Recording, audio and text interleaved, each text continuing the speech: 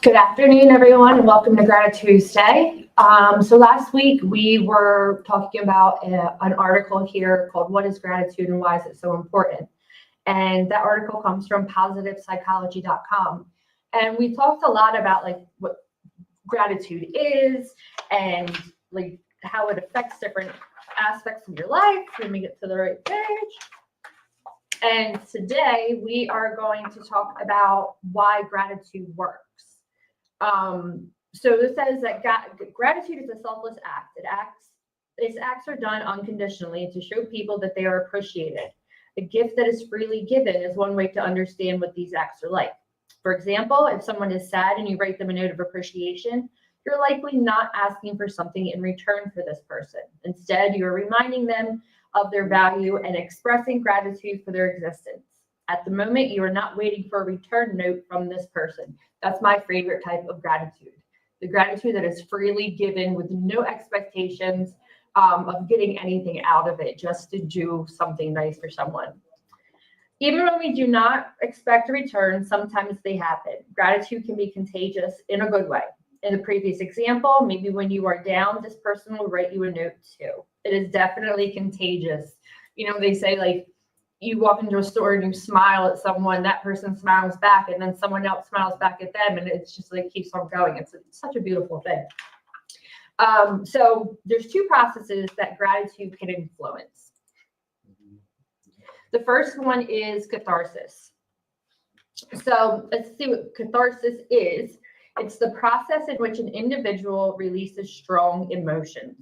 For example, after a stressful or traumatic event, crying provides a means for such a strong release, rendering the activity cathartic. Catharsis works with gratitude. To illustrate this, consider the guilt associated with failing to meet obligations. Perhaps in this situation, you would express gratitude to who you let down in an attempt to release that guilt. The acts are meant to convey the appreciation that the friends possess, despite a recent disappointment. For me, I always go back to like the making amends process in recovery when talking about this.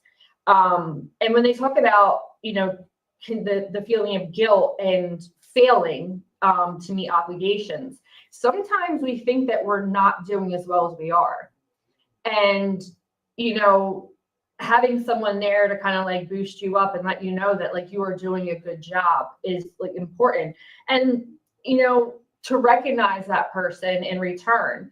So if you feel like you have let someone down, or say you broke plans, or no matter what it is, it can be small things. So let's talk about like the little things.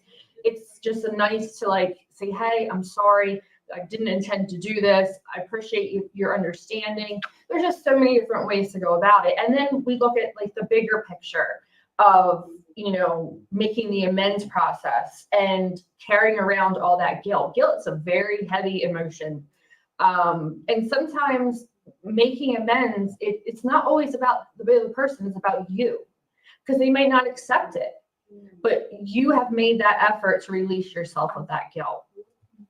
Additionally, possessions from past loved ones may provide a sense of serenity that enables the new owner to reflect with gratitude on that object and in person. The use of gratitude serves as an agent of catharsis, where both parties feel satisfied in the end. So it's talking about, you know, reflecting on like something someone has given you. You know what I mean? Like a keepsake or something that's been handed down through the family. Like I have some stuff from my grandmother, and having those objects gives me a sense of peace at the fact that she's no longer with me. So it's nice to have like some of those little things that you can turn to and kind of like remember the good feelings.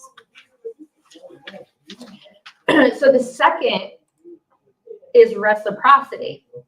Reciprocity is a concept from social psychology, is about the exchange of actions. In this case, it is about the exchange of positive emotion.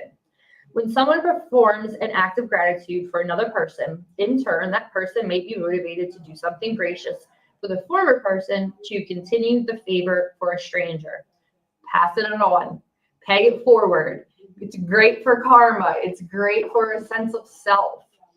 Imagine having coffee or a meal with a friend. They politely demand to pay for the outing. You may quibble back and forth about splitting the bill, But should they insist, you're likely to feel grateful and extend duty that the next meal is your treat.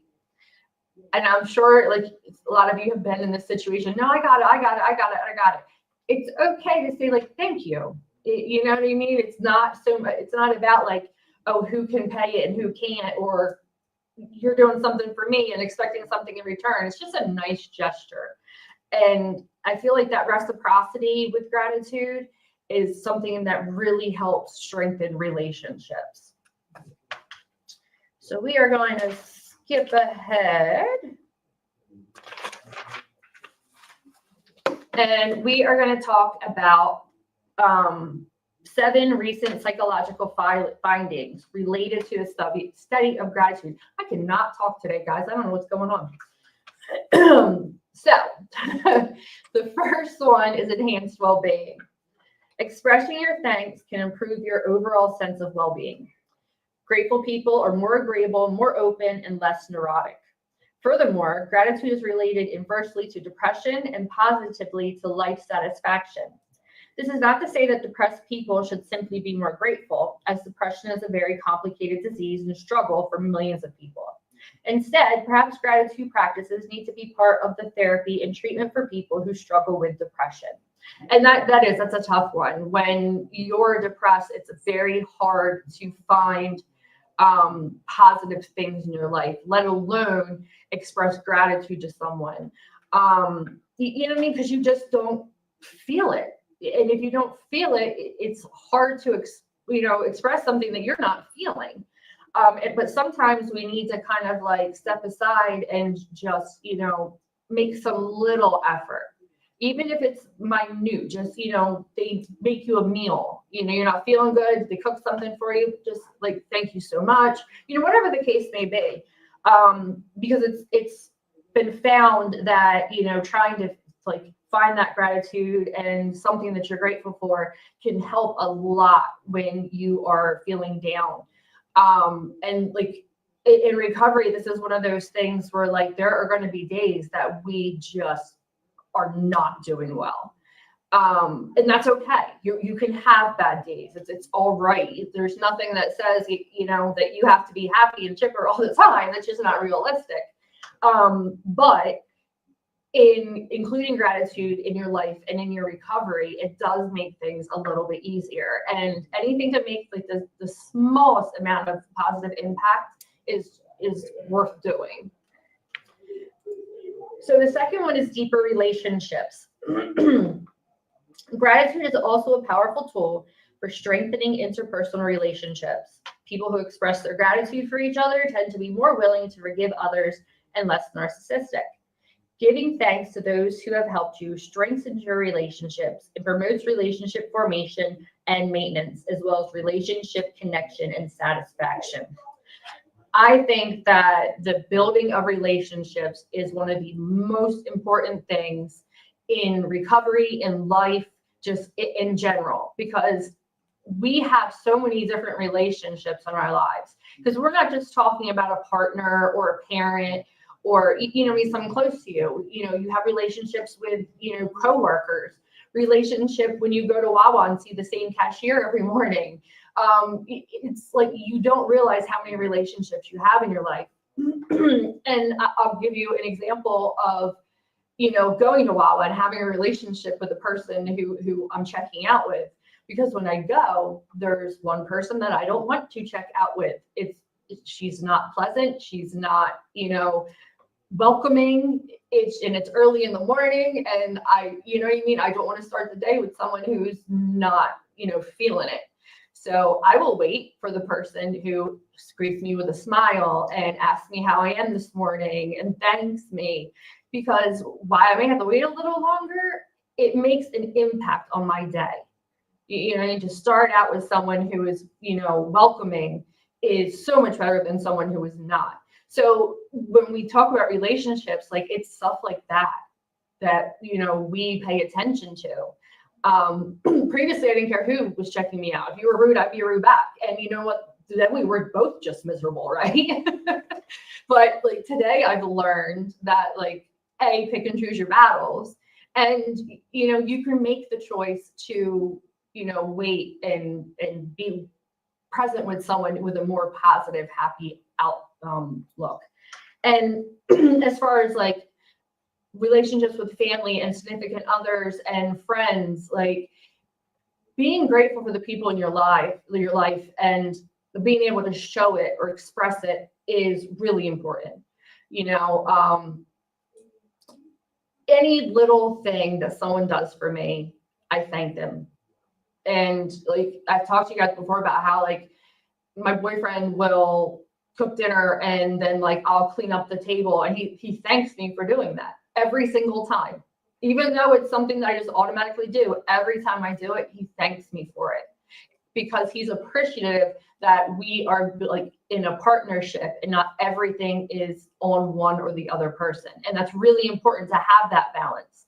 So when we do things for each other, no matter how little, there's a thank you involved. And then you're looking at the bigger issues, you know what I mean? Repairing the relationships, strengthening the relationships. We're talking about that reciprocity and, making amends and, trying to improve what we have damaged. And building relationships requires a lot of support and it's a lot of work. It is, but it is worth it. Because when you have a relationship with someone, if it's not a two-way street, it makes it very hard to appreciate the person. You start to feel used or taken advantage of, and you don't want someone else to feel that way about you. I know I don't. I want people to know in my life to know that I'm grateful for them. I don't ever want someone to think that I'm taking advantage of them. So I always try and make the effort to make sure that reciprocity is there in my relationships. So we're going to go into the third one, which is improved optimism. We all like that, right? Always want to be a little bit more optimistic about life. So there's a study in 2003 exploring the impact of practicing gratitude. After 10 weeks, the research conveys that people who focused on gratitude show more optimism in many areas of their lives, including health and exercise. When people are optimistic about their well-being and health, they may be more likely to act in ways that support a healthy lifestyle. You get what you put out. You know what I mean? If you put something negative in and you're pessimistic about everything, it's probably what you're going to get in return. But if you have a more optimistic outlook and, instead of saying, like, use the example of, your physical health and well-being. If someone's like, yeah, I'm going to go to the gym and I'm going to, start working out and it's going to be great. I'm going to feel better and this is really working for me. And they keep that optimistic outlook, they're more likely to continue to put the effort in. If you have someone that's like, oh, I have to go to the gym, I don't want to do this, and groaning and moaning, you're more likely to give up. And that's not what you want to do, especially in recovery. Like, we have to look at it from an optimistic point of view. If we're constantly telling ourselves that I can't do this, I'm never going to be able to make this last, nothing's ever going to get better, chances are you're right. Things aren't going to get better because you've already had this mindset that you're going to fail or that it's not worth it, whatever the case may be. But when we have some optimism, and again, with the relationships, people in our lives that are positive and, coaching us on and supporting us and celebrating our achievements, it helps us feel more, it's like a sense of self. We just feel better about ourselves. And that in itself is like an optimistic point of view to hold on to. So then we're going to talk about increased happiness. We all want that, right? I know I do. So there was a study conducted asking people to write and deliver a letter to someone for whom they are grateful. After the task, their happiness levels and life satisfaction were dramatically impacted, even weeks later, from writing a simple letter. In the pursuit of happiness and life satisfaction, gratitude offers a long-lasting effect and a positive feedback loop of sorts. Thus, the more gratitude we express or experience and express, the more situations of people we might find to express gratitude towards. Again, putting it out there and continuing it and watching it grow. And I love like just writing a letter. And sometimes it's going to be a text, because let's face it, most of us are going to text or email someone. We're not going to sit down and write a letter. But writing a letter is just so satisfying. Recently, my daughter sent me like some questions that she had seen on a TikTok video about like what was my happiest moment with her, like these different things. What would your advice be as a mom? What did you struggle with? And just wanting to know, about our relationship and how like to strengthen it. And I could have easily just texted back my answers, right? Oh, this was one of my greatest memories, or, if you ever need this, use this. And it was a lot of questions. The questions were amazing though. It was really, really, really great. And instead, because she doesn't live in the state, I took the time to sit down and write her a letter. I answered every question. I thought it out. I put the effort to try and, express in each question, like my truth. And, so she could see right in front of her what the questions and things that she was looking for. And of course, I like include a little cute note in there or whatever else. And let me tell you, when she got that letter and called me practically with tears in her eyes, because she was just so grateful and so happy. Because there's an excitement about opening a letter. We get our Amazon packages and like we know what it is, but it's like exciting to open this package. It's the same concept, and it's something tangible. It's something that she will have for the rest of her life if she holds on to it, obviously. But a lot of people do. They file those letters and then years later pull the box out and read over things, and then all these emotions and things come back. And when they're positive things, it's just so great to have that and be able to like lift someone up, or ourselves. I have a friend who does a little Post-it notes in the morning with her little mantras and different things to get her day started, and that helps improve her happiness to start the day.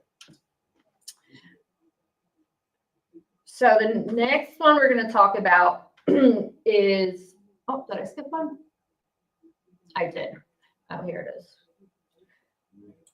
Better physical and mental health. So research performed in 2015. No, I didn't. I skipped one. I'm telling you guys, I don't know what's going on today. Stronger self-control. And let's admit it, many of us in active addiction lacked self-control. I know I did. Let emotions take over, act out in different ways. So this one is really great, because when we come into recovery, we have to have self-control. And without the self-control, we're probably going to use. And without self-control, we're probably going to cause harm. It's just taking the time to, sit with ourselves and overcome. So this says self-control helps with discipline and focus. Long-term well-being can benefit from self-control. For example, resisting nicotine and cigarettes for someone who is trying to quit smoking. Self-control helps us stick to the better choice for our long-term health, financial future, and well-being. A study conducted in 2014 found that self-control significantly increased when subjects chose gratitude over happiness or feeling neutral. One of the study's author says, showing that emotion can foster self-control and discovering a way to reduce impatience with a simple gratitude exercise opens up tremendous possibilities for reducing a wide range of societal ills, from impulse buying and insufficient saving to obesity and smoking. Just acting without thinking. Impulse buying and insufficient saving. I would do this all the time. Run up the credit card and then have to pay the credit card off, and then having to take money from somewhere and pay that. And you know what I mean? It's like robbing Peter to pay Paul. It's stressful. And the impulse buying usually only lasted, you know, a day or two of feeling excited about it. And then you're right back where you started, right? And it's the same thing with addiction. It's great when we, you know, have the drug of choice or are in a safe place. But as soon as that's gone, we want to replace it right away. And that's when we lose that sense of self-control and, you know, continue using or relapse, whatever the case may be. Being thankful can provide us with the resolve we need to make choices in our lives that serve us emotionally and physically in the long run. As this study highlights, there are so many applications to using gratitude as a path towards healthier humans and communities. All right, now we're going to talk about better physical and mental health. Research performed in 2015 showed that patients with heart failure who completed gratitude journals showed reduced inflammation, improved sleep, and better moods.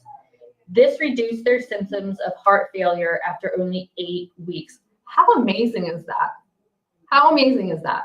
To keep a gratitude journal and to be able to have it affect you in such a positive way that your health improves.